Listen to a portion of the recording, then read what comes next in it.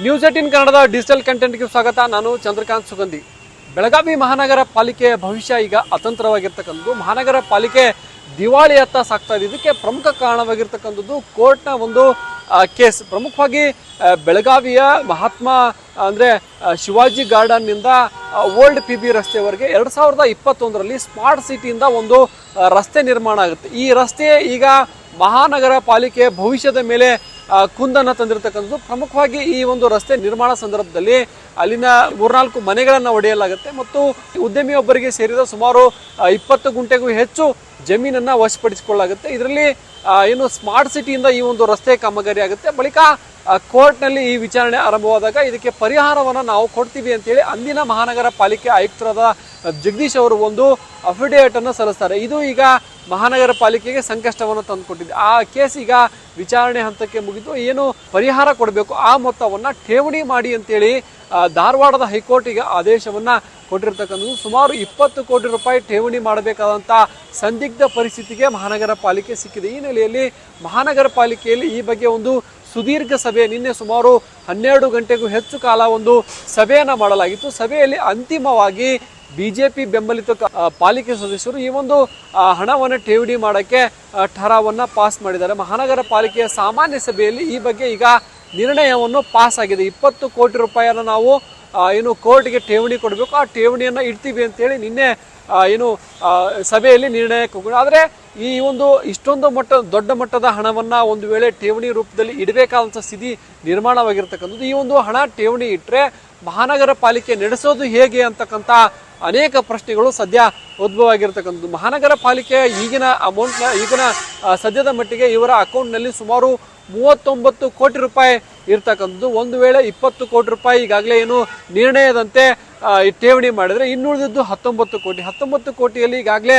ಪ್ರಗತಿಯಲ್ಲಿರ್ತಕ್ಕಂತಹ ಕಾಮಗಾರಿಗಾಗಿ 10 ಕೋಟಿ ರೂಪಾಯಿಯನ್ನು ಖರ್ಚು ಮಾಡ್ತೀವಿ ಅಂತೇಳಿ ಮಹಾನಗರ ಪಾಲಿಕೆಯ ಸಾಮಾನ್ಯ ಸಭೆಯಲ್ಲಿ ಅನುಮತಿಯನ್ನು ಈ ಹಿಂದೆ ಪಡೆಯಲಾಗಿದ್ದು, ಇನ್ನುಳಿದದ್ದು 9 ಕೋಟಿಯಲ್ಲಿ ಮಹಾನಗರ ಪಾಲಿಕೆಯ ಖರ್ಚು ವೆಚ್ಚ ಮತ್ತು ಸಿಬ್ಬಂದಿ ವೇತನ ಸೇರಿ ಸುಮಾರು ಪ್ರತಿ ತಿಂಗಳು 8 ಕೋಟಿ ರೂಪಾಯಿ ಖರ್ಚಾಗುತ್ತೆ. ಆ 8 ಕೋಟಿ ರೂಪಾಯಿ ಒಂದು ತಿಂಗಳು ಖರ್ಚಾದರೆ ಮುಂದಿನ ತಿಂಗಳು ಪಾಲಿಕೆ ನಡೆಸೋದು ಹೇಗೆ?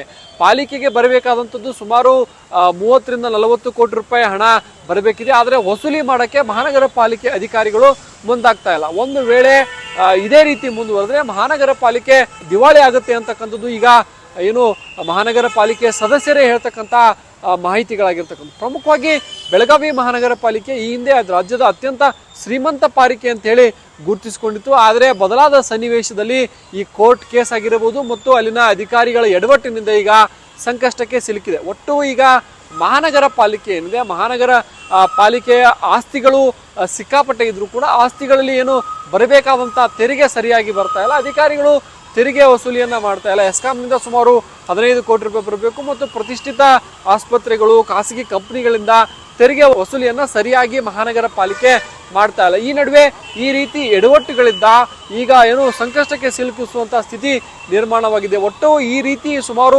15ಕ್ಕೂ ಹೆಚ್ಚು ಕಂಟೆಂಪ್ಟ್ ಕೇಸ್ ಅಂದರೆ ಮಾನಹಾನಿ ಕೇಸ್ಗಳಲ್ಲಿ ಈಗ ಮಹಾನಗರ ಪಾಲಿಕೆ ಇಕ್ಕಟ್ಟಿಗೆ ಸಿಲುಕಿಸಿದೆ. ಒಟ್ಟು ಸುಮಾರು 150 ಕೋಟಿ ರೂಪಾಯಿ ಆದರೂ ಕೂಡ ಈ ಹಣ ಸಾಕಾಗಲ್ಲ. ಹೀಗಾಗಿ ಮಹಾನಗರ ಪಾಲಿಕೆ ಈಗ ಸಂಪೂರ್ಣವಾಗಿ ಇಕ್ಕಟ್ಟಿಗೆ ಸಿಲುಕಿರ್ತಕ್ಕಂಥದ್ದು. ಮಹಾನಗರ ಪಾಲಿಕೆ ಇದೇ ರೀತಿ ಮುಂದುವರೆದ್ರೆ ಮಹಾನಗರ ಪಾಲಿಕೆಯನ್ನು ಮಾರಿದರೂ ಕೂಡ ಹಣ ಸಾಕಾಗಲ್ಲ ಅಂತಕ್ಕಂಥದ್ದು ಕಾಂಗ್ರೆಸ್ಸಿಗರ ಪ್ರಶ್ನೆಯಾಗಿದೆ. ಏನು ನಿನ್ನೆ ಸುದೀರ್ಘ ಸಭೆಯಲ್ಲಿ ಕಾಂಗ್ರೆಸ್ ಮತ್ತು BJPಯ ಸದಸ್ಯರು ಅನೇಕ ವಿಷಯಗಳನ್ನು ಮುಂದಿಟ್ಟರು ಮತ್ತು ಕಾಂಗ್ರೆಸ್ನ ಶಾಸಕ ರಾಜು ಸೇಠ್ ಕೂಡ ಈ ಒಂದು ಸಭೆಯಲ್ಲಿ ಪಾಲ್ಗೊಂಡು ಒಂದು ಸಲಹೆಯನ್ನು ಕೊಟ್ಟರು. ಸದ್ಯ ಏನು 20 ಕೋಟಿ ರೂಪಾಯಿ ಠೇವಣಿ ಮಾಡಬೇಕಿದೆ, ಅದಕ್ಕೆ ಸಮಯಾವಕಾಶ ಕೇಳಿ ಕೇವಲ 5 ಕೋಟಿ ರೂಪಾಯಿಯನ್ನು ಠೇವಣಿ ಮಾಡಿ ಕೋರ್ಟ್ ಮುಂದೆ ನೀವು ಮನವಿ ಮಾಡಿ ಅಂತೇಳಿ ಏನು BJP ಶಾಸಕರಿಗೆ ಒತ್ತಾಯ ಮಾಡಿದ್ರು. ಆದರೆ BJP ಶಾಸಕರು ಇದು ಯಾವುದನ್ನು ಕೂಡ ಪಾಲಿಕೆ ಸದಸ್ಯರು ಲೆಕ್ಕಿಸದೆ 20 ಕೋಟಿ ರೂಪಾಯಿ ಠೇವಣಿಗೆ ನಿರ್ಣಯವನ್ನು ಪಾಸ್ ಮಾಡಿದ್ರು. ಮೊದಲು ನಾವು ಎಲ್ಲರಿಗೆ ಕಾನ್ಫಿಡೆನ್ಸ್ ಒಳಗೆ ತೊಗೊಂಡು ಅಪೋಸಿಷನ್ ಇರಲಿ ರೂಲಿಂಗ್ ಇರಲಿ ಕಂಟೆಂಪ್ಟ್ ಕಾರ್ಪೊರೇಷನ್ ಮೇಲೆ ಆಗಿದೆ, ಕಾರ್ಪೊರೇಷನ್ ಕಮಿಷನರ್ ಮೇಲೆ ಆಗಿದೆ. ಹೆಂಗತ್ತರಿಗೆ ಒಂದು ದಾರಿ ತೆಗಿಬೇಕು ಅದನ್ನು ನಾವು ಪ್ರಯತ್ನ ಮಾಡಿದ್ದೀವಿ. ಸೊ ಮೊದಲು ಒಂದು ಡಿಸಿಷನ್ಗೆ ನಾವು ಬಂದರು, ಅಪೋಸಿಷನ್ ಮತ್ತು ರೂಲಿಂಗ್ ಅವರು ಒಂದು ಅಮೌಂಟ್ ನಾವು ತುಂಬೋನು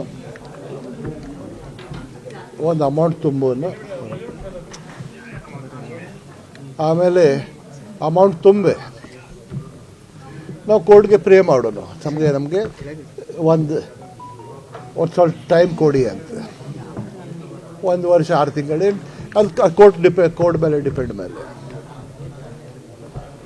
ಅವ್ರಿಗೂ ಮತ್ತೇನು ಅವ್ರಿಗೆ ಪ್ರೆಷರ್ ಎಲ್ಲಿಂದ ಬಂದು ಗೊತ್ತಿಲ್ಲ ನನಗೆ. ಮತ್ತು ಅವರು ಬಂದು ನಮ್ಮ ಕಡೆ ಇಲ್ಲ ಹಿಂಗೆ ಆಗ್ತೈತಿ. ನಾ ಹೇಳಿದ್ರೆ ನಾವೇನು ತಪ್ಪು ಮಾಡ್ತಾ ಇಲ್ಲ. ನಮಗೆ ಒಂದು ಅವಕಾಶ ಇದೆ, ನಮ್ದು ಹಕ್ಕಿದೆ to go before the court and pray before the court. ನಮಗೆ ಫ್ಲಡ್ ಸಿಚುವೇಶನ್ ಇದೆ, ಗಣೇಶ ಚತುರ್ಥಿ ಇದೆ, ರೋಡ್ಸ್ ಎಲ್ಲ ಫ್ಲಡ್ ಸಿಚುವೇಶನ್ ಕೆಟ್ಟಿದ್ದಾವೆ, ಡೆವಲಪ್ಮೆಂಟ್ ವರ್ಕ್ಸ್ ಎಲ್ಲ ನಮಗೆ ರೊಕ್ಕ ಬೇಕು. Court might agree. ಇವರು ಏನು ಕೇಳಲಿಕ್ಕೆ ತಯಾರಿಲ್ಲ. ಅವರು ಒಂದು ರೂಲಿಂಗ್ ಕೊಟ್ಬಿಟ್ಟಿದ್ದಾರೆ, ರೊಕ್ಕ ತುಂಬಬೇಕಾದ್ರೆ ತುಂಬ್ತಾರೆ. ಸರಿ, ಒಂದು ಮಾತಾಡಿ 163 ಕೋಟಿ ಕಂಟೆಂಪ್ಟ್ ಇದೆ ತುಂಬಬೇಕಾಗುತ್ತೆ ಅಂತ. ಈಗ ಬರೀ ಒಂದು ಕೇಸ್ದು ಆಗಿದೆ ಆರ್ಡರ್, ಇಂಥವು 6 ಕೇಸ್ ಅದಾವ. ಇದು ಬಿಟ್ಟು ಟೋಟಲ್ ಕೂಡ ಅಷ್ಟು ಬರ್ಬೋದು.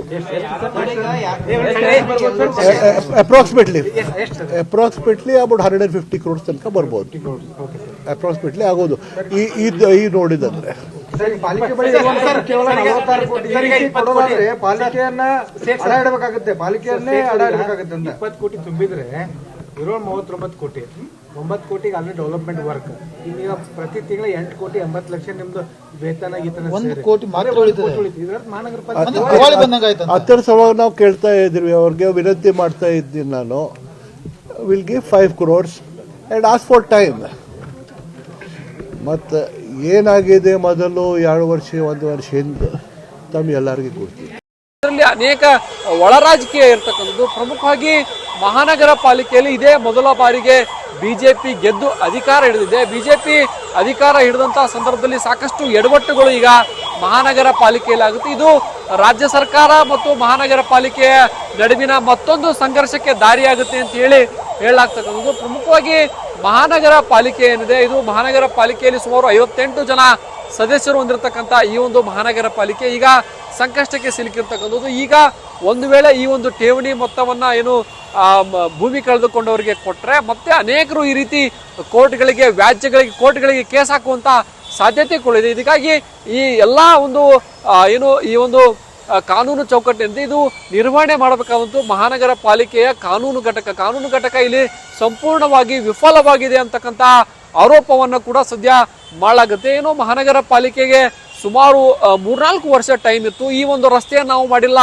ಈ ರಸ್ತೆ ಸ್ಮಾರ್ಟ್ ಸಿಟಿಯಿಂದ ಮಾಡಲಾಗಿದೆ, ಸ್ಮಾರ್ಟ್ ಸಿಟಿಯಿಂದ ಪರಿಹಾರದ ಮೊತ್ತವನ್ನ ನೀವು ವಸೂಲಿ ಮಾಡಿ ಅಂತೇಳಿ ಅಫಿಡೇಟ್ ಸಲ್ಲಿಸಬೇಕಿತ್ತು, ಕಾನೂನು ಹೋರಾಟ ಮಾಡಬೇಕಿತ್ತು. ಅದ್ ಯಾವುದನ್ನು ಕೂಡ ಮಹಾನಗರ ಪಾಲಿಕೆ ಅಧಿಕಾರ ಮಾಡಿಲ್ಲ.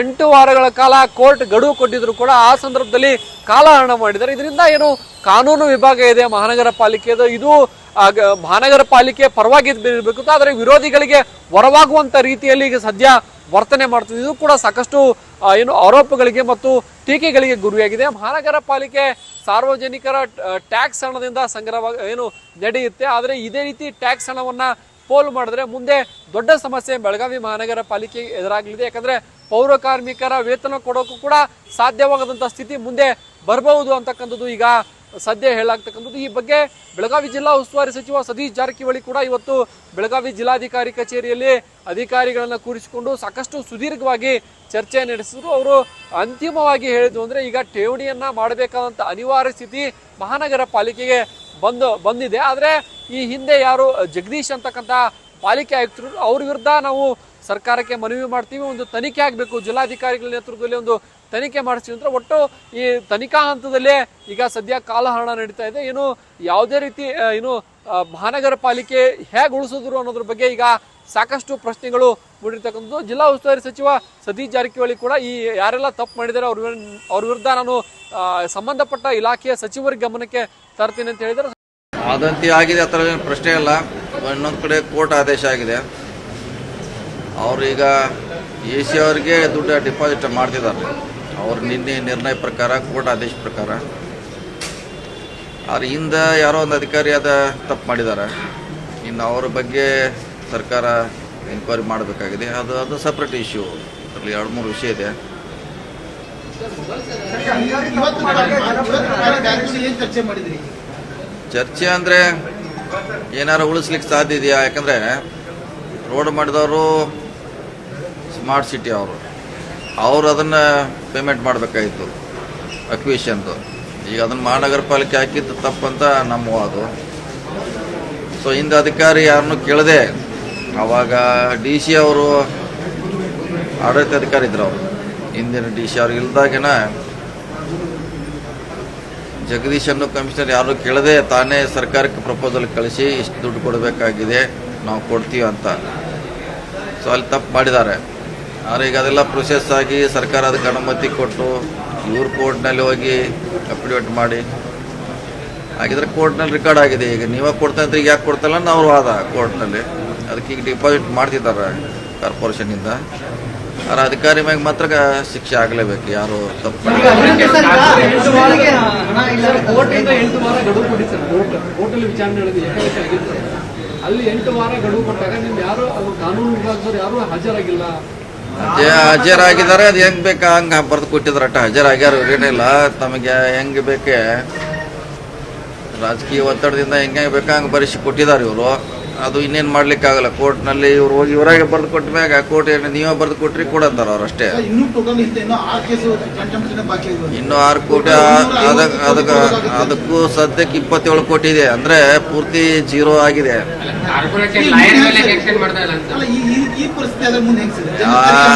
ಅಲ್ಲಿ ಇದ್ದವರು ನಿನ್ನೆ ಅವ್ರು ಕೂಡ ಅದ್ರ ಬಗ್ಗೆ ಚರ್ಚೆ ಮಾಡಬೇಕಾಗಿತ್ತು. ಯಾರು ನಿನ್ನೆ ಆಡಳಿತ ಪಕ್ಷದವರು ಅವರು ಕೂಡ ಯಾರು ತಪ್ಪು ಮಾಡಿದಾರೆ ಅದನ್ನ ಕಂಡುಹಿಡಿಯಬೇಕಲ್ಲ. ದುಡ್ಡು ಕೊಡೋದು ಬೇರೆ. ಹಿಂದೆ ಕೂಡ ಒಬ್ಬರೇ ನಿರ್ಧಾರ ಮಾಡಿದ್ದಾರೆ ಕಮಿಷನರ್ ಅವರು. ಸೊ ಡಿ ಸಿ ಅವ್ರ ಗಮನಕ್ಕೆ ಕೂಡ ಬಂದಿಲ್ಲ ಅದು.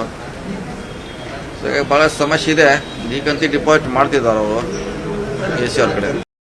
ಸತೀಶ್ ಜಾರಕಿಹೊಳಿ ಕೂಡ ಮಹಾನಗರ ಪಾಲಿಕೆಯನ್ನ ಉಳಿಸುವ ನಿಟ್ಟಿನಲ್ಲಿ ಸಾಕಷ್ಟು ಪ್ರಯತ್ನವನ್ನು ಮಾಡಿರ್ತಕ್ಕಂಥ. ಆದ್ರೆ ಬಿಜೆಪಿ ಅಧಿಕಾರ ಇದೆ. ಮತ್ತೊಂದು ಕಡೆ ಈ ಹಿಂದಿನ ಅಧಿಕಾರಿಗಳು ಮಾಡಿದಂತ ಎಡವಟ್ಟು ಈಗ ಮುಳುವಾಗುವಂತಹ ಸಾಧ್ಯತೆ. ಈ ಬೆಳಗಾವಿ ಮಹಾನಗರ ಪಾಲಿಕೆ ಈ ಹಿಂದೆ ಆಡದ್ರೋಹಿ ಚಟುವಟಿಕೆಗಳಿಂದ ಸೂಪರ್ ಸೀಟ್ ಆಗಿತ್ತು. ಆದರೆ ಈ ಬಾರಿ ಏನಿದೆ ಇದು ರಾಜ್ಯ ಸರ್ಕಾರ ಮತ್ತು ಪಾಲಿಕೆ ನಡುವಿನ ಸಂಘರ್ಷದಿಂದ ಸೂಪರ್ ಸೀಟ್ ಆಗುವ ಹಂತಕ್ಕೆ ತಲುಪಿದೆಯಾ ಅಂತಕ್ಕಂಥ ಅನುಮಾನಗಳು ಸದ್ಯ ವ್ಯಕ್ತವಾಗ್ತವೆ. ಮಹಾನಗರ ಪಾಲಿಕೆಯ ಭವಿಷ್ಯ ಏನಿದೆ ಇದು ಸಾಕಷ್ಟು ಈಗ ಇಕ್ಕಟ್ಟಿನಲ್ಲಿ ಸಿಲುಕಿದೆ. ಯಾಕಂದ್ರೆ ಮಹಾನಗರ ಪಾಲಿಕೆಯ ಸಿಬ್ಬಂದಿಗೂ ವೇತನ ಕೊಡದಂತಹ ಸ್ಥಿತಿ ಬರೋದು ಬಹುದಿನಗಳ ಕಾಲ ಉಳಿದಿಲ್ಲ. ಹೀಗಾಗಿ ಬೆಳಗಾವಿ ಮಹಾನಗರ ಜನತೆ ಏನು ನಿರೀಕ್ಷೆಯಿಂದ ಮಹಾನಗರ ಪಾಲಿಕೆ ಏನು ಚುನಾಯಿತಗೊಳಿಸಿತ್ತು. ಆದರೆ ಈಗ ಸದ್ಯ ಈ ಒಂದು ಕೋರ್ಟ್ ವ್ಯಾಜ್ಯಗಳಾಗಿರ್ಬೋದು ಮತ್ತು ನಿರ್ವಹಣೆ ಕೊರತೆಯಿಂದ ಮಹಾನಗರ ಪಾಲಿಕೆ ಇಕ್ಕಟ್ಟಿಗೆ ಸದ್ಯ ಸಿಲುಕಿದೆ.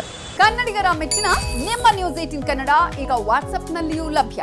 ಕರ್ನಾಟಕ ಮತ್ತು ದೇಶ ವಿದೇಶದ 360 ಡಿಗ್ರಿ ಸುದ್ದಿ ವಿವರವನ್ನ ನೀವು ನಿಮ್ಮ ಕೈ ಬೆರಳುಗಳಲ್ಲಿಯೇ ಪಡೆಯೋದಿಕ್ಕೆ ಈ QR ಕೋಡ್ ಅನ್ನ ಸ್ಕ್ಯಾನ್ ಮಾಡಿ. ನಮ್ಮ ಚಾನೆಲ್ ಅನ್ನ ಫಾಲೋ ಮಾಡಿ, ನೋಟಿಫಿಕೇಶನ್ ಆನ್ ಮಾಡಿ.